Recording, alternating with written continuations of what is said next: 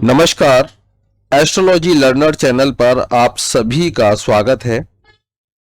आज हम वृश्चिक लग्न की कुंडली में भू संपत्ति अर्थात जमीन जायदाद की क्या स्थिति होती है, कैसे उसके सुख को देखें, कैसे उसके योग को देखें, यह विश्लेषण करेंगे। तो सबसे पहले हम वृश्चिक लग्न की कुंडली क्या है इसको जानेंगे। तो आइए शुरू करते हैं वृश्चिक लग्न की कुंडली का भू संपत्ति के आधार पर विश्लेषण।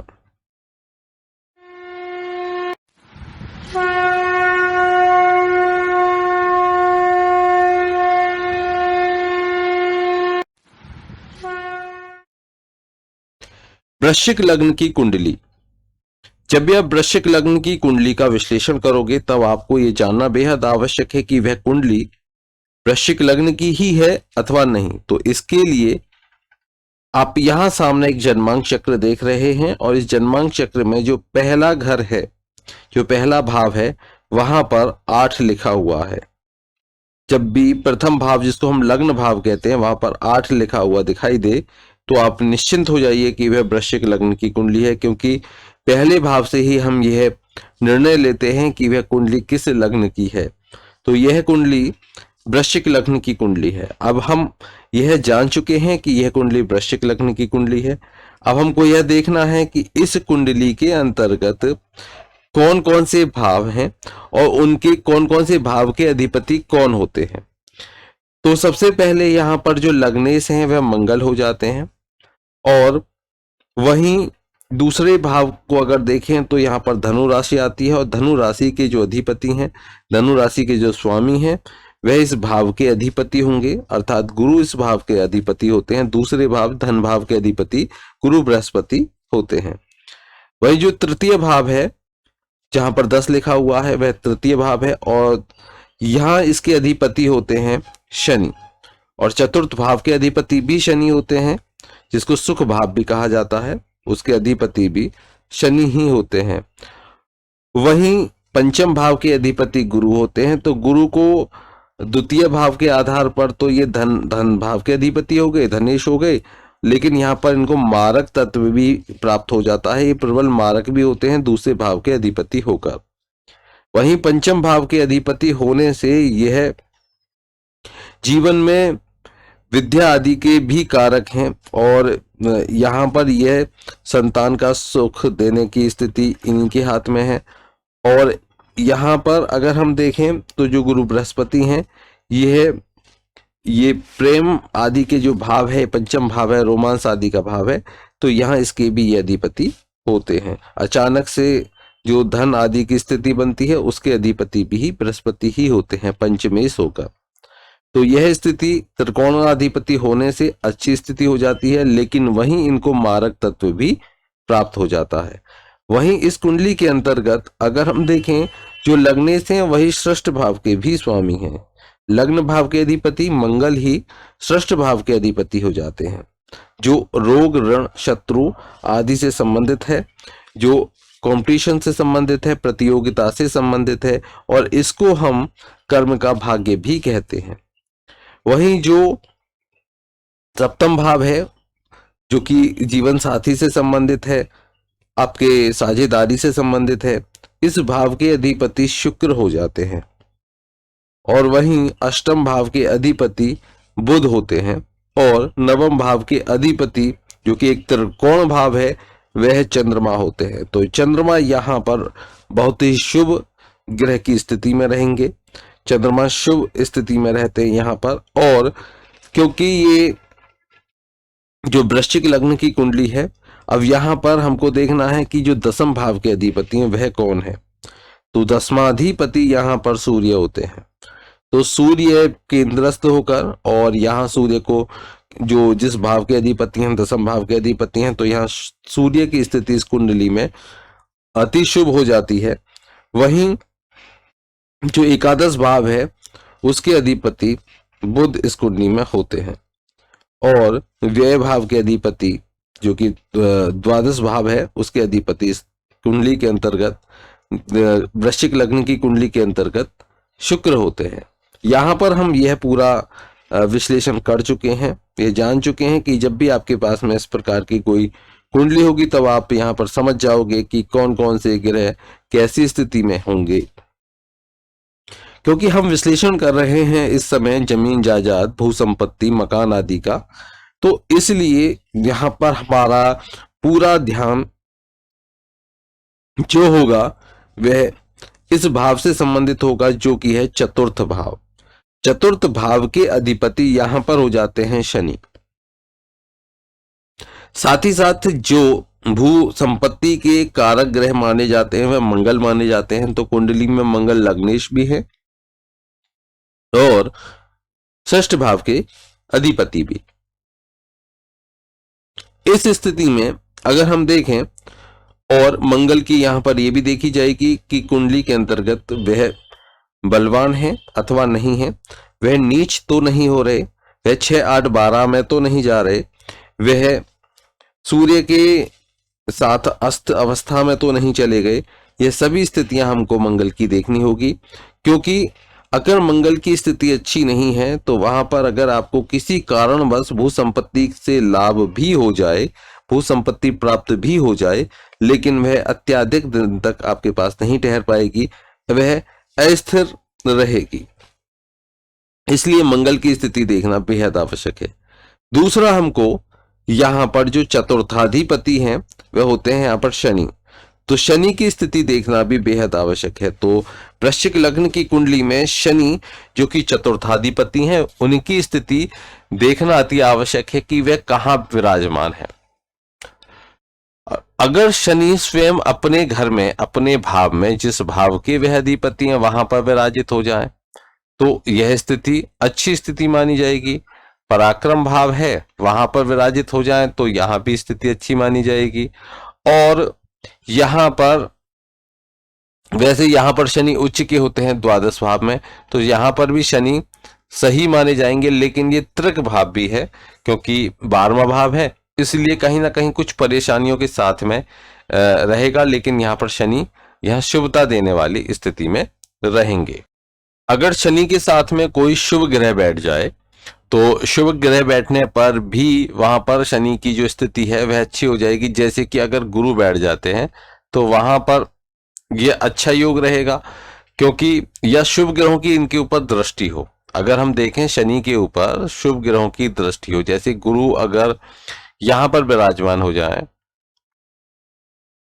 तब भी ये शनि को देखेंगे, तो इस प्रकार से या चतुर्थ भाव को देखेंगे तो चतुर्थ भाव की स्थिति अच्छी हो गई, और जो शनि है वो अगर बैठे हुए हैं तो उनकी स्थिति अच्छी हो जाती है। ये इस स्थिति में यदि यहां पर हम देखें कि जो चतुर्थाधिपति हैं तो चतुर्थाधिपति यहां पर कौन हो जाते हैं? शनि हो जाते हैं, ये आप जान चुके हो। अब जैसे कि अगर यहां पर हम दशम से भी संबंध देख सकते हैं, कैसी स्थिति बनेगी यदि यहां पर सूर्य यहां पर विराजमान हो जाए।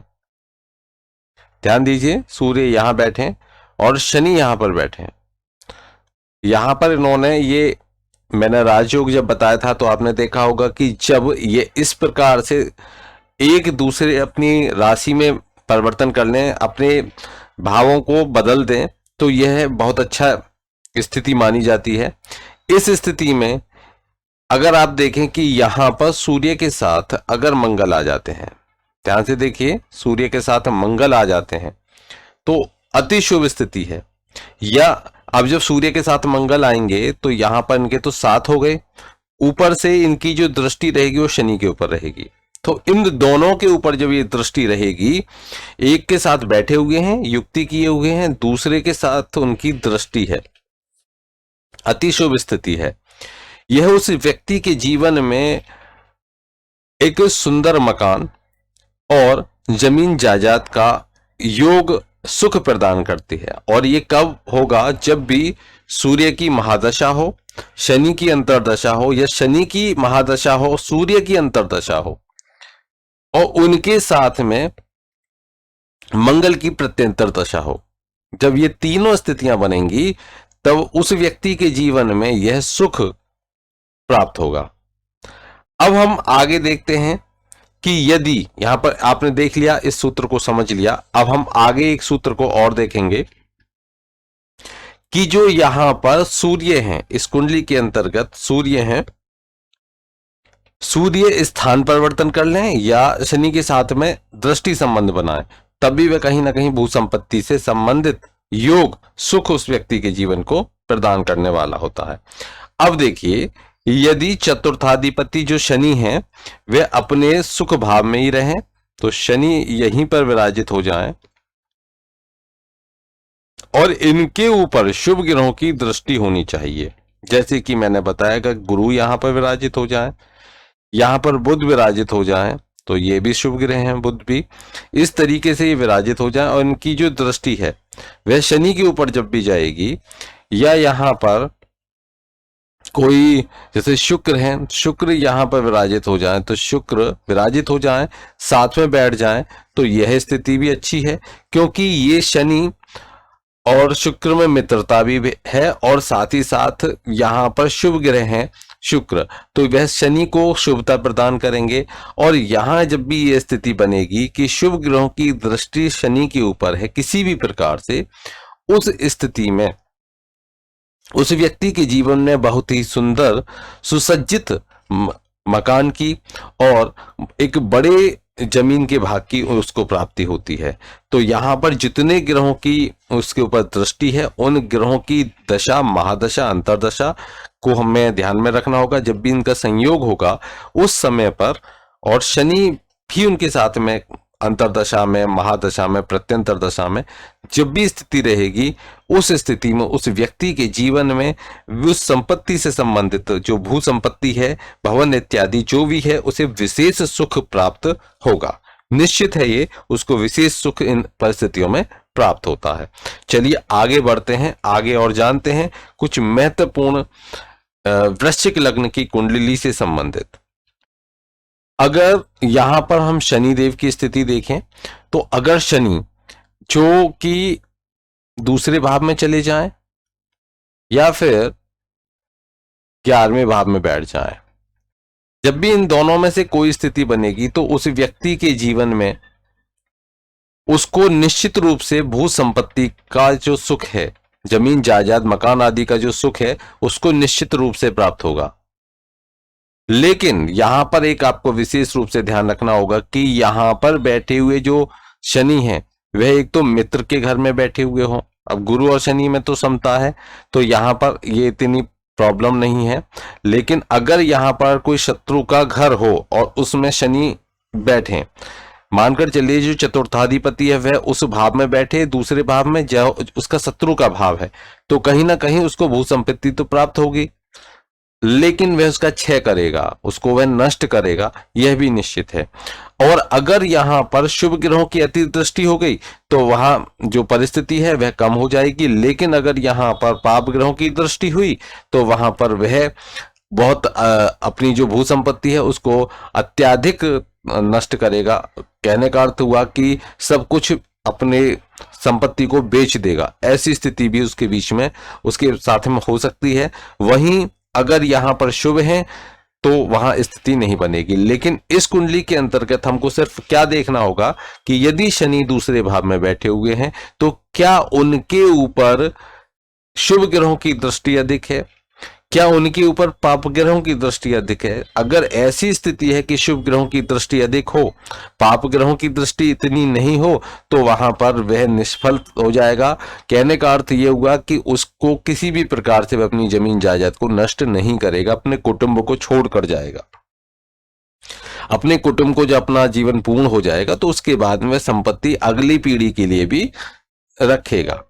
यहां पर हमारा कहने का अर्थ होता है कि अपने ही जीवन में वह संपत्ति को नष्ट कर लेता है जब भी पाप ग्रहों की दृष्टि होती है। लेकिन यहाँ पर शनि, क्योंकि ये सम राशि है, इसलिए यहाँ पर हम पंचदा मैत्री में भी देख लेंगे तो और स्थिति यहाँ पर स्पष्ट हो जाएगी।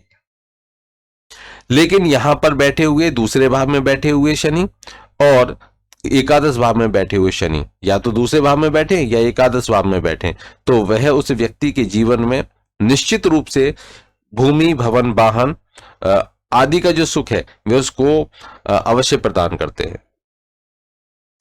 अब हम देख लेते हैं कि यदि जो चतुर्थाधिपति हैं, क्योंकि हम यहां पर शनि की बात कर रहे हैं, अब यही अगर जो शनि है ये एकादश भाव में चले जाएं, और जो इस एकादश भाव के अधिपति हैं वह कौन है? बुध हैं। और अगर ये बुध कहां चले जाएं? वह चले जाएं चतुर्थ भाव में। देखिए ध्यान से, शनि एकादश भाव में और बुध चतुर्थ भाव में इस कुंडली के अंतर्गत अगर चले जाते हैं तो यह स्थिति उस व्यक्ति के जीवन में अचानक से भू संपत्ति का जो सुख है उसको दिलाने वाली होती है। जब भी ऐसी स्थिति बने तो आप निश्चित रूप से ये समझ सकते हो कि उस व्यक्ति के जीवन में अचानक से बिना किसी पराक्रम के उस व्यक्ति को भू संपत्ति प्राप्त होती है।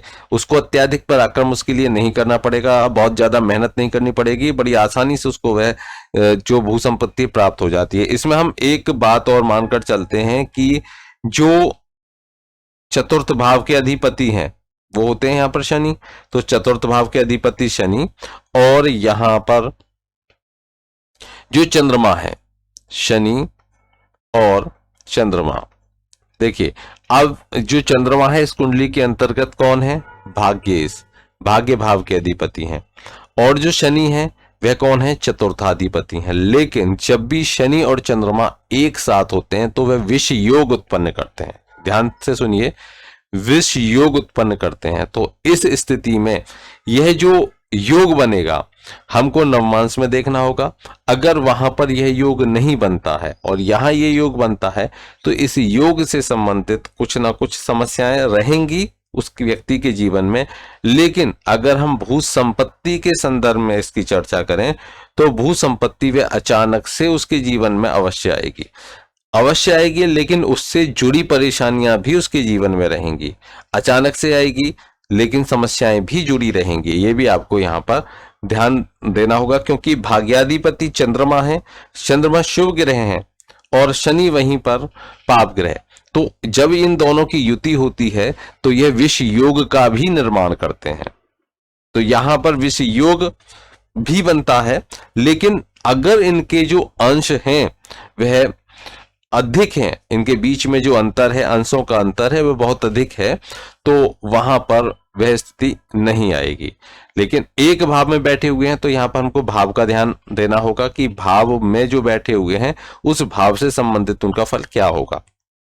तो यहां पर उस व्यक्ति के जीवन में अचानक से संपत्ति का योग तो बनेगा, लेकिन वहीं उससे संबंधित परेशानियां भी रहेंगी। तो यहां पर अगर शुभ ग्रहों की दृष्टि अधिक हो जाए, शनि और चंद्रमा के ऊपर अगर शुभ ग्रहों की दृष्टि अधिक हो जाए तो उस स्थिति में यहां पर जो चंद्रमा, क्योंकि चंद्रमा शनि के साथ आकर कहीं ना कहीं पीड़ित हो जाएंगे, तो वहां उनकी जो पीड़ा है वह कम होगी और इस योग से संबंधित शुभ फलों में की प्राप्ति होगी और उससे संबंधित जो परेशानियां हैं, परेशानियां उस व्यक्ति के जीवन में नहीं आएंगी, या आएंगी तो बहुत कम आएंगी। चलिए आगे बात करते हैं।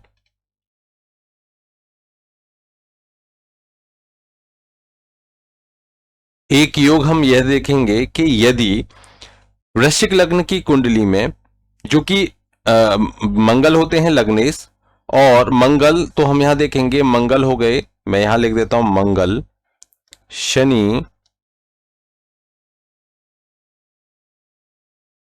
गुरु, मंगल शनि गुरु और शुक्र, मंगल शनि गुरु शुक्र और चंद्रमा, और चंद्रमा। देखिए ये यहां पर आप देखिए मंगल गुरु शनि शुक्र और चंद्रमा, ये यदि केंद्र में हो, त्रिकोण में हो, ये सभी ग्रह, तो उस व्यक्ति के पास में, जिसको कहते हैं कि बहुत ही अधिक भू संपत्ति का सुख होता है, जिसके पास में ये कह सकते हैं कि खान आदि माइंस वगैरह उसके पास में होती हैं, उनका स्वामी होता है, तो यह सुख उसके जीवन में अवश्य देखने को मिलता है। ध्यान दीजिए मैं कैसे बता रहा हूं, लग्नेश, तृतीयेश, चतुर्थेश, पंचमेश, षष्ठेश, सप्तमेश, नवमेश और व्ययेश, यदि ये सभी मिलकर किसी भी भाव में बैठें और अगर यह त्रिकोण भाव और केंद्र भाव में विराजित हों सभी के सभी, तो निश्चित रूप से उस व्यक्ति के जीवन में, विशेषकर पंचम भाव में या नवम भाव में, तो उस व्यक्ति के जीवन में वह निश्चित रूप से बहुत अधिक भू संपत्ति, जमीन जायदाद आदि का योग उस व्यक्ति के जीवन में लाते हैं। अब यहां पर हम ये सभी हम जान चुके हैं। अब ये देखेंगे कि जो चतुर्थाधिपति हैं वह कहां बैठे हुए हैं। चतुर्थाधिपति जिस भाव में, जिस राशि में बैठे हों, उस राशि या उस भाव की दिशा के आधार पर वह भू संपत्ति आपको उस दिशा में प्राप्त होती है। एक और बात समझ लेते हैं हम कि जैसे कि चतुर्थाधिपति शनि, अगर वैसे ये जो स्थिर राशि है, तो यहां पर एक स्थान पर ही उसको प्रमुखता से देखा जाएगा कि वह एक स्थान पर अधिक भू संपत्ति आदि अर्जित करेंगे। लेकिन अगर वहीं पर जो चतुर्थाधिपति जो शनि है वह किसी चर राशि में विराजित हो जाएं, जैसे कि अगर शनि यहां विराजित हो जाएं, या शनि यहां पर विराजित हो जाएं, या शनि यहां नीच के हो जाते हैं, तो यहां स्थिति अच्छी नहीं मानी जाएगी, नीच भंग होगा, तो वहां शुभता लाएंगे। लेकिन जब भी इस प्रकार से कि कोई भी चर राशि में उनकी स्थिति बनेगी, या फिर वह सबसे अच्छा कि अगर शनि यहां बैठ जाते हैं तो बहुत ही उत्तम है, क्योंकि ये चर राशि भी है और उनकी अपनी राशि भी है, तो स्वग्रही हो जाते हैं ये। तो ऐसी स्थिति अगर बनती है, तो विशेष रूप से हम अगर बात करें तो शनि की यह स्थिति अगर बनती है, तो उस व्यक्ति को एक स्थान से अधिक गांव या शहरों में भू संपत्ति, भवन आदि का जो सुख है वह प्राप्त होता है, तो अनेक स्थानों पर होता है। तो यहां पर क्योंकि अधिक उसको एक स्थान पर अधिक होगा, लेकिन थोड़ा बहुत सुख अगर वहां पर जो शनि है किसी चर राशि में चले जाते हैं, तो अन्य जगहों पर भी उसके चाहे वह कम हो, लेकिन मकान आदि अवश्य होते हैं। अब किसी के जीवन में आपने देखा होगा कि भू संपत्ति आदि के बिकने की स्थिति आ जाती है, या कहीं कोई कोर्ट कचहरी आदि में फंस जाती है, विवादों में फंस जाती है। तो यह स्थितियां कब बनती हैं? तो देखिए, जब भी चतुर्थ भाव में अगर बुध विराजित हो जाए, चतुर्थ भाव में अगर बुध विराजित हो जाए, तो वे कहीं ना कहीं उस भाव से संबंधित परेशानियां दे देते हैं। लेकिन यहां पर हमको देखना होगा कि जो शनि है वह अगर यहां पर विराजित हो, या शनि नीच अवस्था में चले जाएं, और शनि नीच अवस्था में चले जाते हैं और 6, 8, 12 में चले जाते हैं, तो ऐसी स्थिति जो होगी, और यहां पर जो बैठे हुए शनि हैं दूसरे भाव में, इनके साथ में पाप ग्रह बैठ जाए, या पाप ग्रह की दृष्टि इनके ऊपर हो जाए, शुभ ग्रहों की कोई दृष्टि न हो, ऐसी स्थिति जब भी होगी, तो उस व्यक्ति की जब भी इन ग्रहों की युति जो बन रही है, उनकी दशा, महादशा, अंतरदशा आएगी, तो उस स्थिति में वह कहीं ना कहीं उस व्यक्ति के जीवन में इस तरह की जो परेशानियां हैं, जमीन आदि से संबंधित, विवाद आदि से संबंधित, जैसे कि यहां पर अगर चतुर्थाधिपति यहां आ जाते हैं, तो उसकी जो जमीन जायदाद है वह कोर्ट कचहरी में फंस जाती है। लेकिन यहां पर शनि क्या हो जाते हैं? नीच के हो जाते हैं, तो ऐसी स्थिति कहीं ना कहीं वह एक परेशानी दायक होती है। लेकिन वहीं पर हमको कुछ बातें और भी ध्यान में रखनी होगी कि सिर्फ हम लग्न कुंडली के आधार पर ही नहीं, नवमांश कुंडली में भी अगर ऐसी स्थिति बनती है, तब वहां पर आपको स्पष्ट रूप से उससे संबंधित जो शांति है वह करा देनी चाहिए, जिससे कि उस ग्रह से संबंधित जो दोष हैं उनमें कमी आ सके। बाकी अगर चतुर्थाधिपति को देखा जाएगा, यहां पर विशेष रूप से अगर उनकी स्थिति विकल अवस्था है, अस्त अवस्था में आते हैं, तो निश्चित रूप से उस भू संपत्ति को वह नष्ट करने वाली स्थिति बन जाती है। तो आशा करता हूं कि आपको ये जो आज हमने वृश्चिक लग्न की कुंडली का विश्लेषण किया, जिसमें आज भू संपत्ति, जमीन जायदाद आदि योग को समझा, आपको अच्छे से समझ में आया होगा। और आप इससे संबंधित कोई भी अगर जानकारी लेना चाहते हो, तो आप हमें कमेंट बॉक्स में कमेंट करके वह जानकारी प्राप्त कर सकते हो।